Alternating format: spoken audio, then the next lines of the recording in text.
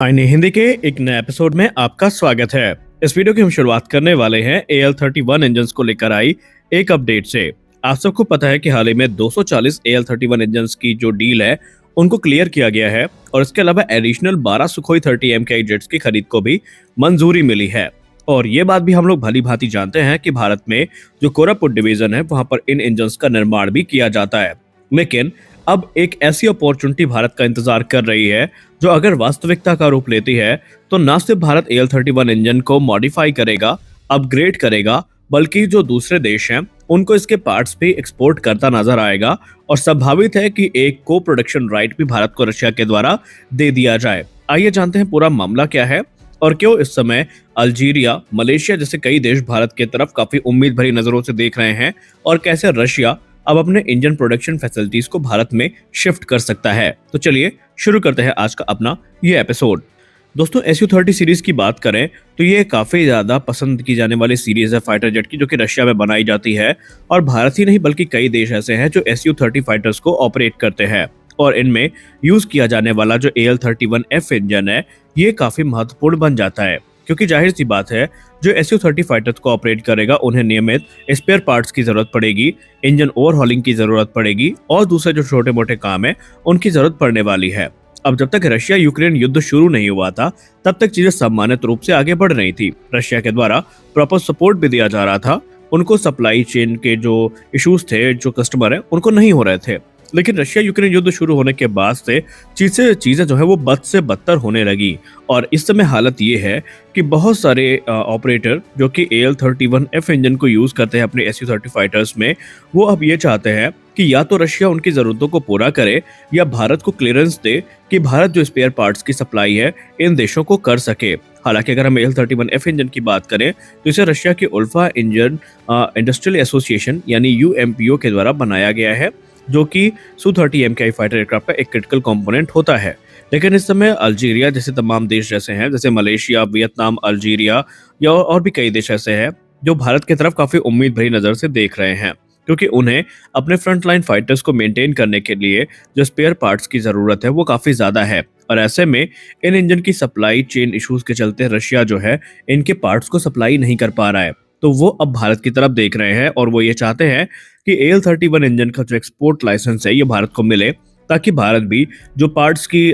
का एक्सपोर्ट है वो कर सके। हालांकि रशिया इसके लिए अभी कुछ बोलने के लिए तैयार नहीं है, बल्कि हिंदुस्तान एरोनॉटिक्स लिमिटेड की बात करें तो हिंदुस्तान एरोनॉटिक्स लिमिटेड पार्ट्स को सप्लाई करना चाहती है, लेकिन इसके लिए उन्हें रशियन एक्सपोर्ट क्लियरेंस की जरूरत पड़ेगी, क्योंकि रशिया ने इसके जो इंटेलेक्चुअल प्रॉपर्टी राइट्स हैं वो अपने पास रखे हैं, जिसका सीधा मतलब ये है कि बिना रशियन परमिशन के हिंदुस्तान एरोनॉटिक्स लिमिटेड AL-31 के पार्ट्स को या इंजन को या कंपोनेंट को जो एक्सपोर्ट है वो नहीं कर सकती जब तक कि मॉस्को से इसको अप्रूवल ना मिले। और यही नहीं बल्कि जो तमाम देश ऐसे हैं वो इस समय इसकी जो MRO फैसिलिटी है उसको लेकर के भी इंसिस्ट कर रहे हैं, लेकिन अनफॉर्चुनेटली रशिया इनकी जरूरतों को पूरा नहीं कर पा रहा है और इसके वजह से जो असंतोष की भावना है वो काफी ज्यादा बढ़ती जा रही है। और इसी को लेकर एक्सपर्ट्स ये मानते हैं कि अगर दबाव ज्यादा बढ़ा तो रशिया के पास सिर्फ एकमात्र ऑप्शन बचेगा भारत के साथ जो क्लियरेंस है उसको ग्रांट करने का, ताकि HAL ना सिर्फ इन कॉपरेटर्स को MRO सर्विस प्रोवाइड कर सके बल्कि जरूरी जो स्पेयर पार्ट्स है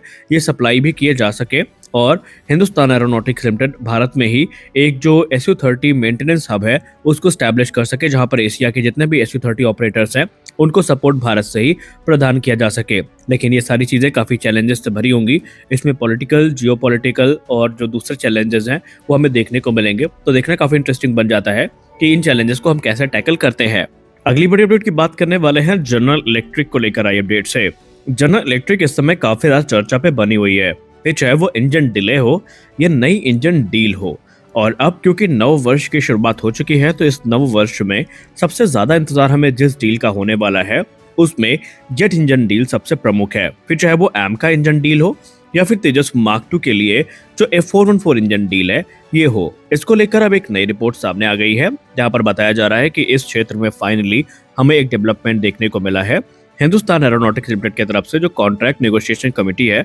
इसका गठन किया जा चुका है, जिसका उद्देश्य होगा कि general electric F414 IN-S6 engine की जो डील है इसको मार्च 2025 के पहले साइन कर लेना। और ये डेवलपमेंट ऐसे समय पर आया है जब तेजस मार्क टू का रोल आउट होने ही वाला है। जी हाँ, 2025 में इसी वर्ष आपको तेजस मार्क टू के जो दर्शन है वो हो जाएंगे, जिसके बाद जो एयरक्राफ्ट है ये अपने टेस्टिंग फेज में एंटर करेगा। लेकिन डिबेट काफी ज्यादा इस समय इसलिए ट्रिगर हो रही है क्योंकि जिस तरह की डिले हमें देखने को मिल रही है प्रोसेस में, इससे एक भय बनता जा रहा है कि अगर ये इंजन प्रोग्राम भी डिले हुआ तो पूरा का पूरा न सिर्फ तेजस मार्क टू प्रोग्राम इससे अफेक्ट होगा, बल्कि एडवांस मीडियम कॉम्बैट एयरक्राफ्ट और ट्विन इंजन डिग बेस फाइटर प्रोग्राम में भी इसका सीधा प्रभाव हमें देखने को मिलने वाला है। अब अगर हम F414 की बात करें तो इसका जो INS-6 वेरिएंट है, बेसिकली ये तेजस मार्क टू के रिक्वायरमेंट को पूरा करने के लिए सफिशिएंट माना जाता है क्योंकि ये 98 किलोन्यूटन का थ्रस्ट जनरेट करने में सक्षम है। और अगर आप इसकी परफॉर्मेंस की बात करें तो ये अपने रिलायबिलिटी और एक्सेप्शनल परफॉर्मेंस के लिए जाना जाता है। और कहा यह भी जाता है कि जो 80% ट्रांसफर ऑफ टेक्नोलॉजी भारत को प्रदान करी जाएगी, इसमें और भी चीजें आगे चल के ऐड होने वाली हैं। भारत का प्लान तो यही है कि 80% ट्रांसफर ऑफ टेक्नोलॉजी के अलावा जो पार्ट्स की लोकल मैन्युफैक्चरिंग है इस पे भी जोर दिया जाएगा। अब अगर हम इस टेक्नोलॉजी की बात करें जो भारत को मिल रही है, इसमें हमें कई क्रिटिकल टेक्नोलॉजीज का एक्सेस मिलेगा, जैसे कि हॉट एंड कोटिंग हो गई, क्रिस्टल ब्लेड्स हो गई या फिर लेजर ड्रिलिंग टेक्नोलॉजी हो गई। इनके एक्सेस हमें सीधे मिलने वाले हैं। हालांकि कुछ चीजें हैं जो अमेरिका अपने पास रिटेन करके रखेगा, क्योंकि आप सब जानते हैं अमेरिका अपनी जो टेक्नोलॉजी है उसको प्रोटेक्ट करने के लिए काफी जाना जाता है। इसके इंटेलेक्चुअल प्रॉपर्टी राइट और एक्सपोर्ट राइट अमेरिका के पास होंगे, जिसका मतलब ये है कि अगर भारत कभी चाहेगा इन इंजन्स के साथ अपने एयरक्राफ्ट को एक्सपोर्ट करना, तो इसके लिए जो परमिशन है अमेरिकी वो भारत को चाहिए होगी। बिना परमिशन भारत ये नहीं कर पाएगा। लेकिन फिलहाल तो यही हमारे लिए जरूरी है कि किसी भी प्रकार से हम जो F414 इंजन की डील है इसको फाइनलाइज कर सकें। हालांकि एक बड़ी अपडेट ये भी है कि जो अभी इसको बनाने की फैसिलिटी है या फैक्ट्री कह सकते हैं, वो HAL के द्वारा तैयार की जा रही है। इस पे काम चल रहा है और जब तक डील फाइनलाइज होगी संभावित है वो कार्य पूरा भी हो जाएगा। इस पर बात करते हुए हिंदुस्तान एरोनॉटिक्स लिमिटेड के अधिकारियों ने ये कहा कि जो रोड मैप है वो तैयार हो चुका है